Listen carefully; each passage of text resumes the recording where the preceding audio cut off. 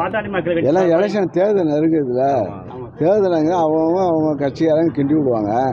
எப்படியாச்சும் உங்களை போல் டிவிக்காரங்க இருக்கீங்க செய்தி போடுறதுக்கு. விவசாயிகளுக்கு இப்போ மழை வெள்ளம்ன்றாங்க. இப்போ பாதிப்பை வந்து கணக்கெடுக்கிறோம். கணக்கெடுத்து அது முழுமையான ரிப்போர்ட் வந்த பிறகு நிவாரணம் கொடுப்பாங்க.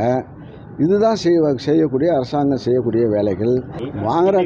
வாங்குறதுக்கு கூட்டணிக்கு ஏதோ ஒரு கதை திறக்குமா, ஏதாவது திறக்காதா எதிர்பார்க்குறாங்க. இப்போ ஏன்னா தேர்தல் வருது இல்லையா, எல்லாம் தேர்தல் வருது. அதனால் வந்து அவங்க வந்து இப்போ அவங்க இருக்கேன்னு ஒரு அவங்க பார்க்குறாங்க. இப்போ அவங்க சொந்த பிரச்சனை மறைக்கிறதுக்கு இப்போ நடைப்பயணம் போனார். நடைப்பயணம் போயிட்டு இப்போங்க 40 நாடாளுமன்ற தேர்தலில் தோற்றவர்கள் இப்போ ஒருங்கிணைந்து தோற்றவர்கள் இப்போ 4 பக்கம் நடந்து இப்போ பேசுகிறாங்க. அதான் மக்களால் புறக்கணிக்கப்பட்டவர்கள். இப்போ 4 பக்கம் இப்போ முன்ன ஒரு குரலில் கொடுத்தாங்க, இப்போ 4 பக்கம் குரல் கொடுக்குறாங்க. இப்போ அன்புமணி போராட்டம் பண்ணுறாங்கன்னா அவங்க இடஒதுக்கீடு, அவங்களுக்குள்ள இடஒதுக்கீடு, அவங்களுக்குள்ள பங்கீடு. இந்த பங்கீடு யார் தொகுதி பேசுவது, கொள்கைக்காக 10.5 மறந்துவிட்டாங்க. இப்போ மறந்துவிட்டு அவங்க சண்டையை பார்த்தாங்க. இப்போ எலெக்ஷன் வருது, மறுபடியும் 10.5 கையில் எடுத்துப்பாங்க. ஆக இதுதான் இப்போ 10.5ஆல் மக்கள் நம்முடைய சமுதாய மக்கள் பாதிக்கப்படுவேன்னு அவங்களுக்கு தெரிஞ்சு போச்சு. எப்படியே இப்படி இப்போ சொந்த பிரச்சனை விட்டுட்டு சொந்த பிரச்சனை பார்த்துட்டு இப்போ நடைப்பயணம் போட்டார். இப்போ வந்து இப்போ எலெக்ஷன் வருது, இதை வச்சு ஒரு மக்களை தூண்டி விடலாம்ங்கிறது அதுதான். இன்றைக்கி ராமதாஸ் அவர்கள் வந்து சென்னையில் தமிழகம் ஃபுல்லாக இந்த 10.5% கேட்டு போராட்டம் பண்ணுறாரு சார். தமிழக அரசு யார் எந்த மாம்பழம் ராமதாஸ் சரி முதலமைச்சர் செய்வாருங்கிறப்ப நேற்று ஒரு பேட்டியும் முதலமைச்சர் எங்களுக்கு செய்வாருங்கிற ஒரு பேட்டியும் கொடுத்துருக்காரு. எப்படி சார் பார்க்குறீங்க? அதான் மக்களுக்கு பாதிப்பு இல்லாமல் எதாக இருந்தாலும் செய்யக்கூடிய தயாராக இருப்பார். ஆக மக்களுக்கு பாதிப்பு இல்லாமல் இருக்க வேண்டும்.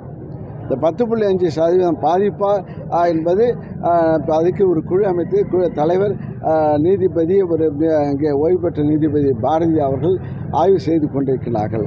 சாதக பாதகம் அவருக்கு தெரியும். ஆக இதனால் சாதகமாக பாதகமாக என்பது எங்களுக்கு தெரியும். ஆக இப்போது இடஒதுக்கீடை பொறுத்தவரைக்கும் இங்கே இந்த எம்பிசி ஆகிய மிகவும் பிற்படுத்தப்பட்டவர்கள் இப்போ வந்து நல்ல அதிகமான நாங்கள் இப்போ அங்கே அந்த வாய்ப்பை பெற்றுக்கொண்டிருக்கின்றோம். 10.5 போச்சுன்னா இன்னும் குறையும். அதுதான் எங்களுக்கு இப்போ நாங்களே இப்போ அந்த சமுதாயத்தை நாங்கள் மட்டும் அந்த சமுதாயத்தை தாண்டவர் இல்லை, அவர் மட்டும்தான் அதுக்கு இல்லை, அன்புமணி மட்டும் தான் இப்போ இது இல்லை, நாங்களும் அது சமுதாயத்தை சார்ந்தவர். அதனுடைய சாதகம் பாதகம் எங்களுக்கு தெரியும். இடஒதுக்கீடு கொடுத்ததே கலைஞர் தான்.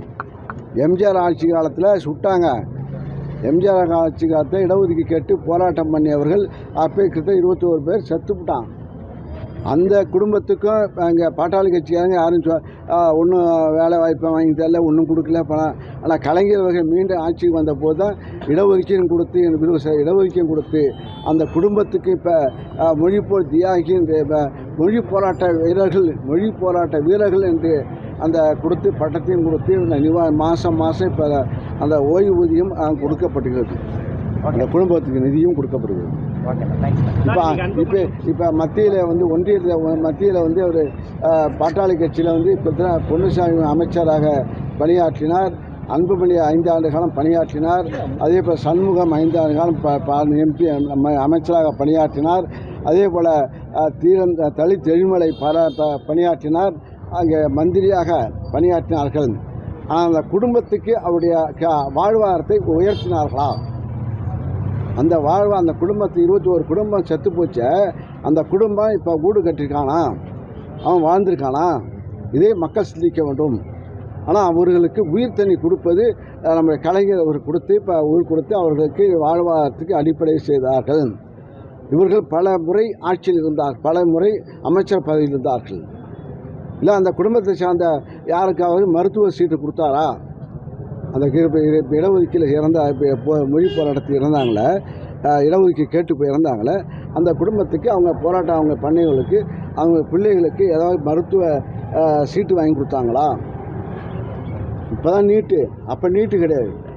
அப்போ சுகாதாரத்துறை அமைச்சர் நீட்டு கிடையாது. அப்போ நினச்சிருந்தா அவன் வீட்டு குடும்பத்துக்கு டாக்டர் சீட்டு கொடுத்துக்கலாம்ல.